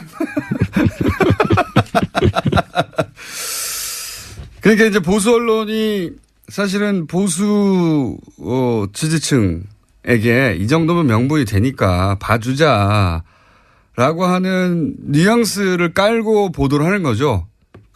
공격하지 않는 자체가. 이제 거기서 핵심이 홍준표 대표, 홍 대표를 개혁 보수 반열에 올리는 시도인 거죠. 그 박근혜 대표를 출당시키는 게 상당한 개혁이다. 이제 우리 당내에서도 논란이 있었어요. 논란이 있었고, 그러니까 이제 저가 대표적이죠. 뭐 서청원이나 홍준표나 똑같은 썩은 보수다. 홍준표 50보고 서청원 100보다 뭔 큰 차이가 있느냐. 실제로 우리 뭐 의총에서도 그런 논란이 있었어요. 홍준표 대표한테 탈당파들은 홍 대표한테 힘을 실어줘야 된다. 탈당파들은. 뭐 한국당 안에서 개혁을 하려고 그런다. 그걸 원하겠죠, 홍 대표도. 그렇게 해주고 그렇게 포장하고 싶은 거죠. 홍 대표를 엄청난 개혁가로 포장을 해야 본인들의 탈당이 합리화되는 것이고. 그건 뭐 맞습니다. 근데 이제 이거는 저는 연내로 홍 대표가 똑같은 썩은 보수다라는 게 저는 확인될 거라고 봅니다. 지금 홍 대표를 흔들기도 쉽진 않아요, 사실은. 그런 뭐 자범들이 많이 나오긴 하는데, 뭐 권한 정지 얘기도 나오고 친박 쪽에서. 근데 친박 쪽이 그렇다고 지금 힘을 막 낼 만한 상황도 안 되지 않습니까? 친박도 사실 제스처라고 봐야죠. 저는 서청원 대표가 공개하진 않을 거라고 봅니다. 왜냐하면은. 그래서 이제 국민의당에서. 홍준표 대표도 카드가 있거든요. 한 번 먹은 놈이 계속 먹는다 이 말은 서청원 대표를 향해서 했는데 그 말은 나도 깔 거 있다는 거예요. 그 행간을 읽어보면. 서로 협박 중이에요. 서로 협박 중인 거죠. 그래서 제3자가 나와서. 그래서 저는 국민의당이 가지고 있다면 국민의당이 공개해서 이 판을 정리해 줄 수 있다. 근데 보통 이렇게 녹취록 공방에서 제3자가 녹취록을 까는 경우가 별로 없거든요. 싸움 구경 즐겁게 하고 최대한 서로 박치기 하라고 내버려 두지. 근데 어쨌든 이용주 의원은 본인의 말에 책임을 져야죠. 사실 뭐 국감장에서 했던 이야기, 일부러 국감장에서 했던 것 같아요. 그걸 노리고. 그렇겠죠. 보도될. 면책 특권이 있으니까. 그리고 보도될 가능성이 100%니까요. 그때 얘기하면. 어제 엘리베이터에서 만났는데 절 보는 게 씩 웃고 가더라고요. 내가. 죽과 그런 얘기는 안 해요? 엘리베이터 여러 분 있어가지고 내가 물어보진 않았는데. 씩 웃으니까 물어보시죠. 아니, 뭐 나한테는 없어. 이거 아니겠어요? 있어도 없다고 하겠죠. 거꾸로 이게 유승민 의원의 기회가 될 거라고 하는 시각도 없는 건 아닙니다. 물론 기회가 그 됩니다. 기회가 오래 버텨야 올 거라고들 얘기하죠. 기회가 되는데 두 가지가 필요합니다. 하나는 이제 유승민 대표한테 간곡하게 욕을 했는데. 당 대표를 나한테 달라. 제 말 좀 들으라고. 첫 번째는 한국당과 차별화를 확실하게 해야 됩니다. 이번 이제 보수 탈당파 숫자를 더 줄일 수도 있었습니다. 왜냐 어떻게 하면 차별화가 확실히 됐으면 우리 당 지지율이 올라갔고 근데 차별화가 안 되고 국민들이 볼 때는 한국당이나 뭐 바른정당이나 거기서 거기 아니냐. 맨날 거의 비슷해요 사실. 이러면은 안 되는 거예요. 그래서 제가 대표가 됐으면 확실히 차별화가 됐다. 근데 그래서 유승민 대표한테 스타일을 바꿔라. 점잖은 정치하면 안 된다. 핫한 정치해라. 이게 하나고.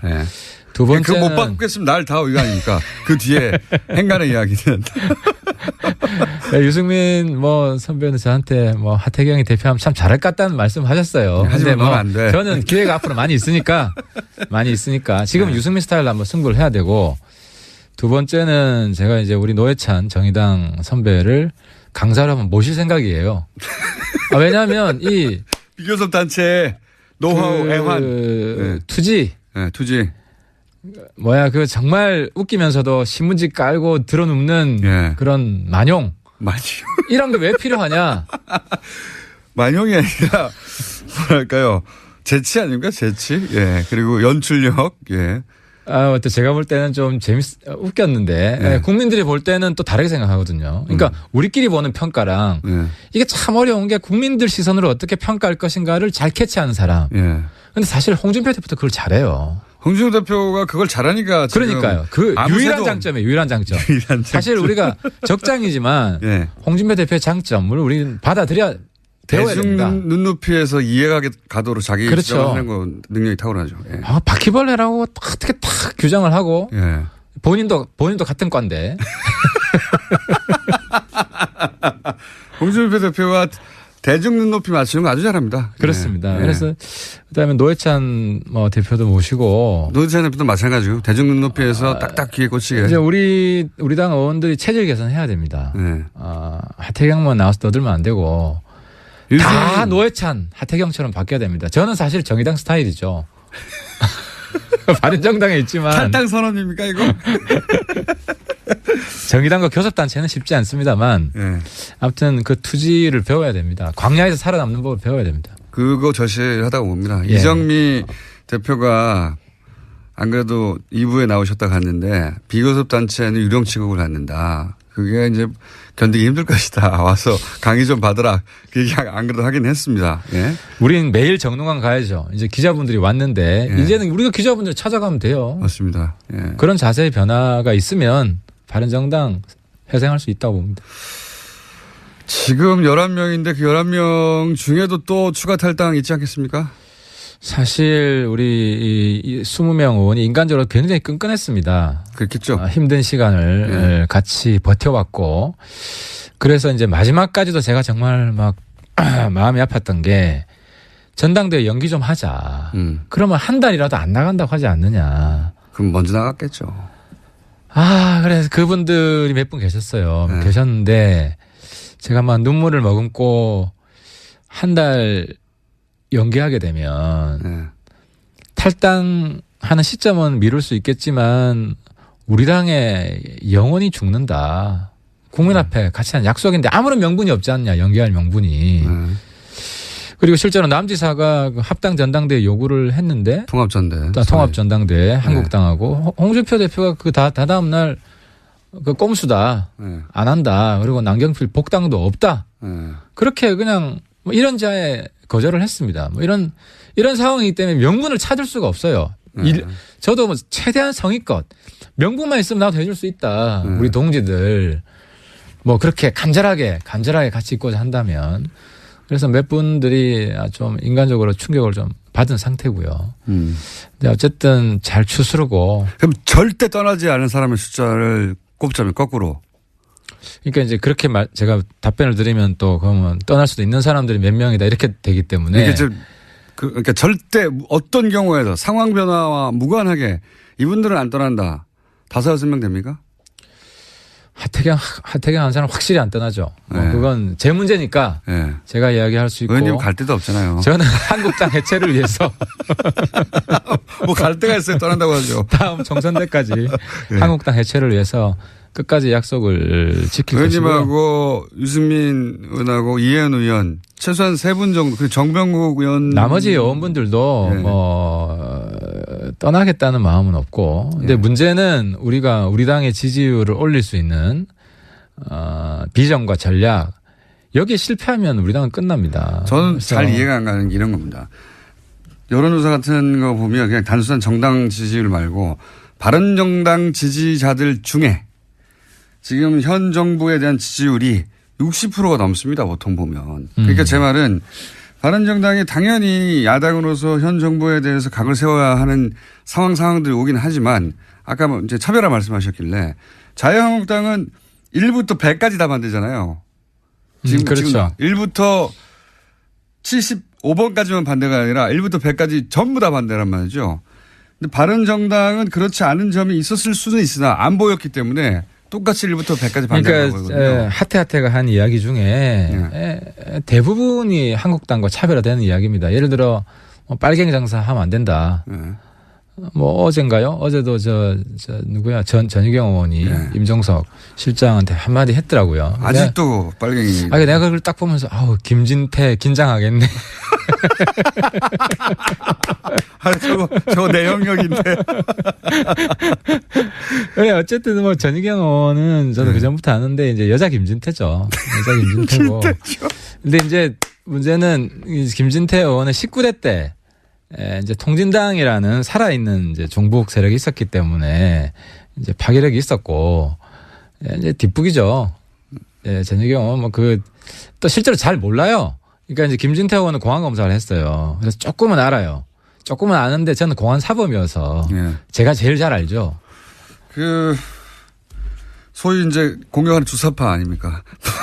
그러니까 이제 그러니까 어르신들도 잘 모르는 게 한번 빨갱이, 영원한 빨갱이라고 생각을 하는 건데, 저 북한이 저 모양인데, 어떻게 똑같이 지금 북한. 이게 또 언제적 얘기입니까, 지금? 30년 전 이야기예요, 30년 전에. 80년대 이야기예요, 80년대. 그래서 제가 청와대에 있는 사람이 아는데요, 뭐 이석기 같은 사람 없어요. 그래서 주사파 공격 해봐야 맥히지도 않고, 어르신들, 그냥, 아직도 뭐 박지원 빨갱이, 뭐 이런, 뭐 김대중 빨갱이, 이런 어르신들한테나 먹히지. 그래서 이제, 또 한 가지는 임종석 실장 뭐 저랑 뭐 과거에 가까웠고 요즘 그래도 잘하는 것 같아서 제가 힘내라고 하는데 과거에 그런 생각 했다 맞다. 아니 안지사도 똑같은 공격을 당했어요. 반미 청년 해가지고. 근데 안지사도 대선 때 내가 뭐 똑같은 생각하는 줄 아느냐. 그렇게 한마디를 하면 돼요. 아니 솔직하게. 근데 그걸 가지고 뭐 민주화 투쟁 그때 민주화 투쟁도 했지만 뭐 그때 종북한 것도 맞거든. 그러니까 그걸 부정하려고 하지 말고. 본인은 거기서 빠져나왔다고 선언을 일찍 했기 때문에 이제 이런 말씀하시는 거죠. 예. 한때 했는데 지금은 그 생각하고 완전히 멀다. 이런 이야기 그냥 공개적으로 하면 제가 볼 때는 어르신들 표도 민주당이 많이 가져갈 겁니다. 그건 전제가 있죠. 인정을 해버려야 되니까 앞에 그게 잘못됐다고. 근데 그렇게 잘못됐다고 생각한 게 아니라 그건 그때 그 시절에 그 가치가 있었지만 지금 또 다른 생각을 한다. 지금은 생각이 다르다. 이 정도 이야기하면 되죠. 자, 남 걱정할 때는 아닌 것 같고요. 지금 청와대 비서실장을 걱정할 때는 아닌 것 같고요. 그래서 6명은 됩니까? 지금 뭐 11명이 다시 스크럼 끌고 그 결의를 저희들이 조만간 할 겁니다. 이 중에 4명만 더 가면 그쪽에서는 원하던 120명을 채우는데. 한국당에 이제 방해 공장이 심각하게 있을 겁니다. 그리고 원래 순차적으로 빠져나가잖아요. 그리고 이제 사실 2차 탈당은 있습니다. 있습니다. 왜냐하면 주호영 대표. 주호영 대표. 대표가 이제 2차 탈당을 굳이 본인이 이제 그 전당대회 끝날 때까지는 대표를 하시겠다. 하시니까 그건 우리 말릴 수 없고. 그럼 10명 되는 거고. 아니 9명이죠. 주호영 대표 포함해서. 포함해서 지금 9명이니까. 9명이고. 근데 이제 이번에 나가신 분들이 9분이 이제 남아있는 분들에게 계속해서 또